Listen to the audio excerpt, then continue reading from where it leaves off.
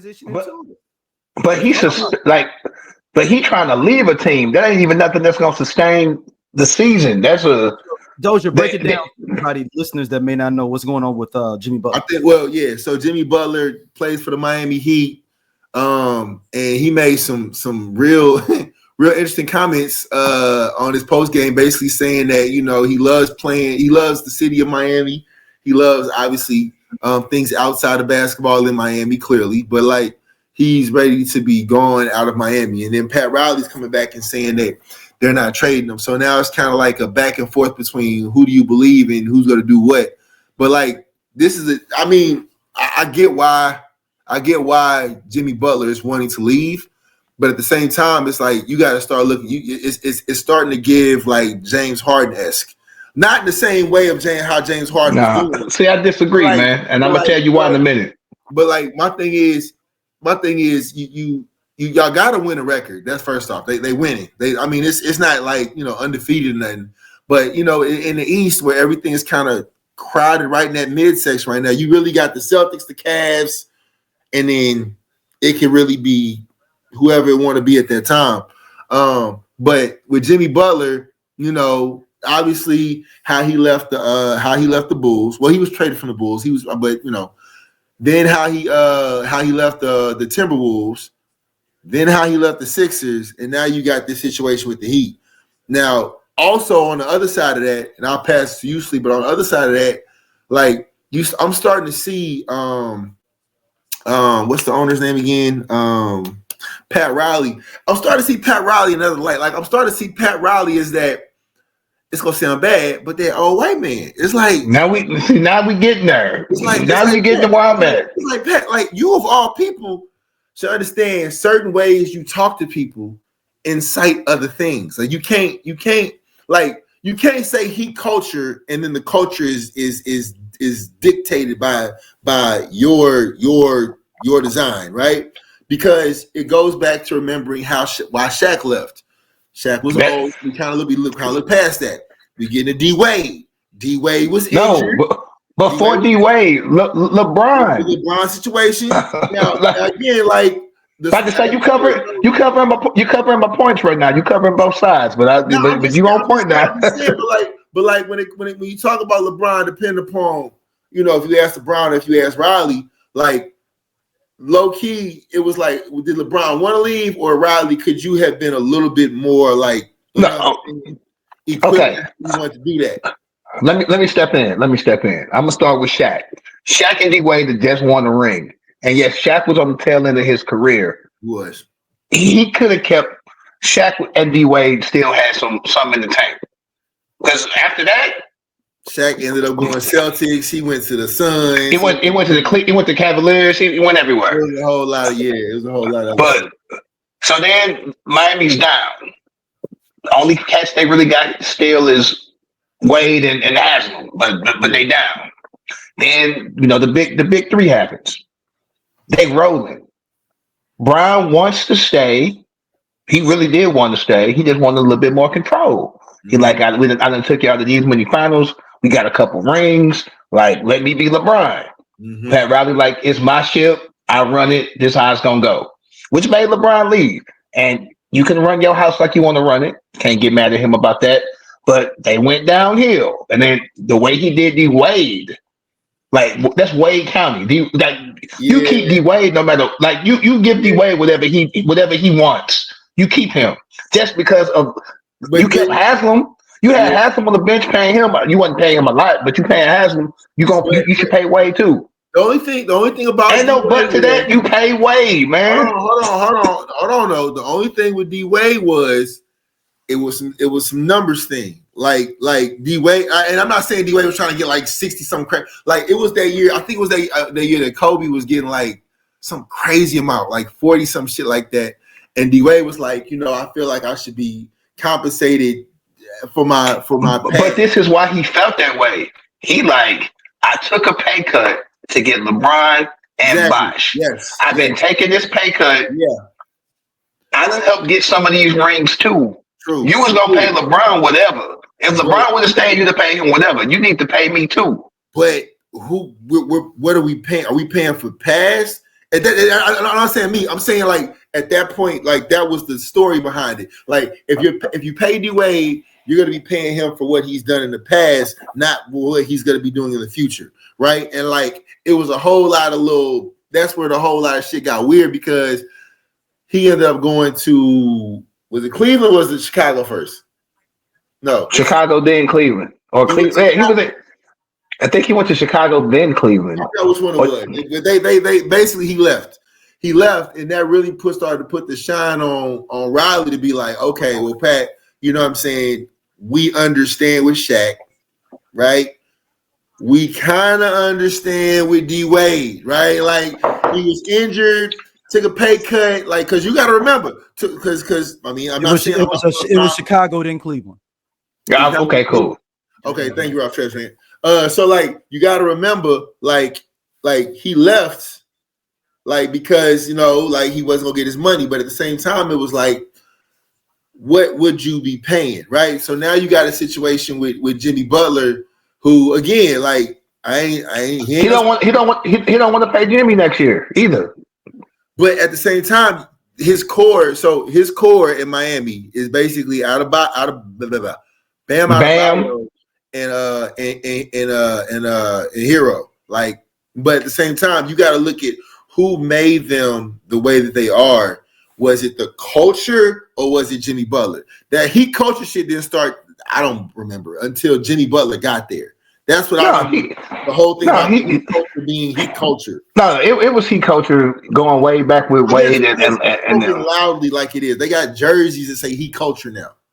I mean, I hate to say it, like everybody putting the land on shit, and like Cleveland was called the land in the 90s, but now they got shirts that say it. That don't mean like you know what I'm saying? Like that's just them trying to make NBA about making money.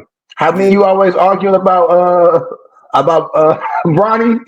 NBA is about getting paid. Like they want to make it's a business.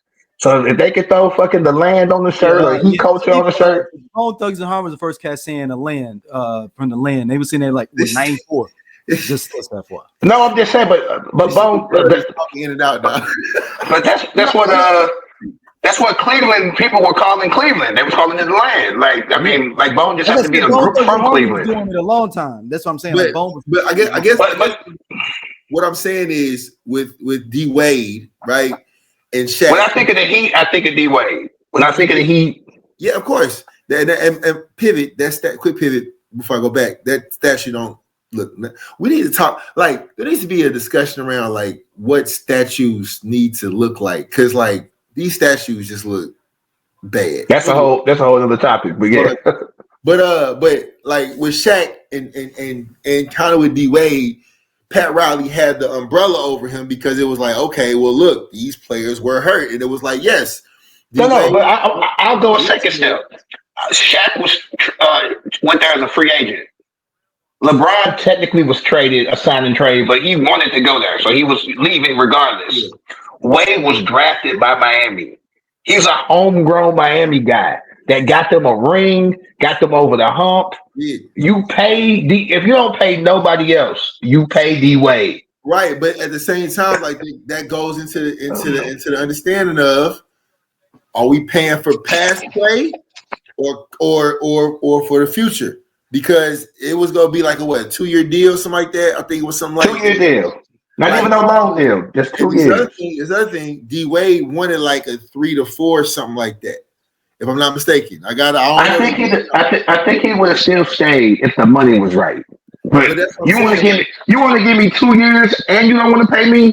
Get me up out of here. Like, you know what I'm saying? So like he had to pull the card and he had to leave. So there now comes this situation with Jimmy Butler, and now it's like Jimmy want to win too. He's not gonna win a ring in Miami. Like he's like, get me out of here.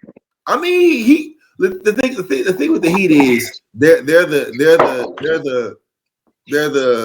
they never go away, right? You can't ever really count them out, and that's been their whole thing these last couple of years since COVID.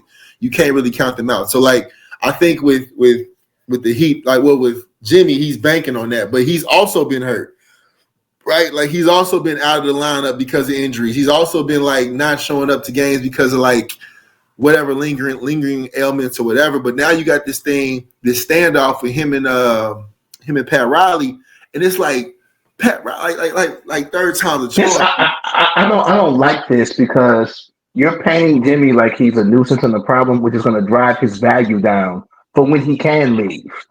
Like now, teams are going to look at him like he's a problem, like he's a cancer. I mean, like, but that's the other side of it, the business side, right? I'm not saying it's good. You don't, but they're intentionally driving his name down with this suspension and acting like he is just such a bad guy, this and the third. When like, if he was such a bad guy, why wouldn't you trade him? Like Jimmy wants to be traded. You don't want to trade him, but now you're acting like he's such a horrible guy. I'm either horrible, and you know, wait. I'm either horrible, and you want to get rid of me because I'm horrible, or you're trying to drive my shit down so I can't go nowhere else. And that's where it's at. Because if I was that horrible, you'd get rid of me. I think also, but I think that's a good point. If I'm doing a post presser and I'm talking down on my team, like as a GM. Like business wise, I gotta do something. You can't just it's like okay, look, if I'm Pat Riley on this end, if I'm Pat Riley, I'm like, all right, look, me and you, we try and get to an understanding. You saying that shit on like ESPN, you know how it's to go. I gotta do something. Like whether you agree with it or not, Jimmy Butler, I have to do something just to show that I still am like I run this team, I run this organization, and that's kind of like it gets kind of like I don't know what If I'm Jimmy Butler and I did it the right way, because he was doing it the right way at first. He had his agent talking, and he was like, "Hey, remember he said they killed the rumor because remember it was Shams. It was Shams. Who reported it first, and then they was like, no, that's not true. Who killed the rumor? No, it was Butler's agent. He was like he tried to talk down on Shams and saying like I've never talked to this person's lying. But the thing was, he hadn't talked to Shams. He talked to other GMs, and the GMs talked to Shams, and Shams put his name in it, like they had spoken. Like he never denied that Jimmy Butler didn't want to be traded. He just said that I never spoke to Shams. Shams tweeted it out as if he had talked to the agent himself and had an exclusive. When in reality, and you really can't do that. His agent can't go to like that's like illegal. You can't. So that's got the agent looking bad. Mm-hmm. Yeah, I mean, like, and that's fucked up. Yeah, it's called tampering. That's tampering. That's tampering. That's like the way Shams did that made it seem like the agent went to him to put it out there so that everybody would know. But in actuality, the agent had talked to some other GMs, and the GM leaked it to Shams. So playing with it, right? Thinking about it, because Woj bombs never had a name attached to them. So this is a Woj bomb. So playing this game though, right? Like, let's think about because obviously he's gonna be traded. Like this is not gonna end with like I feel like I'm not saying Jimmy Butler's gonna go into some James Harden shit where he goes like show up like out of shape or some shit like that. But it's gonna go into a play where he's like, all right, look, just to kill so you don't kill the team morale, we gotta get him the fuck up out of there. He gotta get him. You know what I'm saying? Butler started wearing different color hair of the teams he was interested in going in to the game. I didn't notice that. It was three teams that. In any of his teams, did he mention Philadelphia? What'd you say? In any of the teams, did he mention Philadelphia? No, I don't think he wants to go back to Philly. I don't think that was one of them. What was the team? What was the team, Sleep? Off the top of my head, I do not. Off the top of my head, I know one was Golden State, one was possibly LA, and it was a third team, I think in the East. But like he was getting his braids in the colors of the teams he wanted to go to as a subliminal. I didn't know that. That's crazy. Yeah, I mean, if he gonna play this game to where he would go, where he would fit best. I don't. They're gonna sit him somewhere where he doesn't want to go unless he has a like. That's what they're gonna do. Because if he had a no trade clause, he would have to waive it to be traded. And then once he waives it, they can send him wherever. They gonna fuck around and send his ass to New Orleans or some shit. Charlotte, Portland. fucking Portland. You know what I'm saying? Oh, Portland be horrible. He'd be so sad up there. Yeah. I mean, but if we talk about the teams that he want to get traded to, right? These are the ones. These are the ones they said they claim that these are the top ones for him. Golden State. Clip you just saw. Please tap in and check out Just Posted. We just kicking, talking that good shit, and we fuck with y'all, man. Y'all be easy.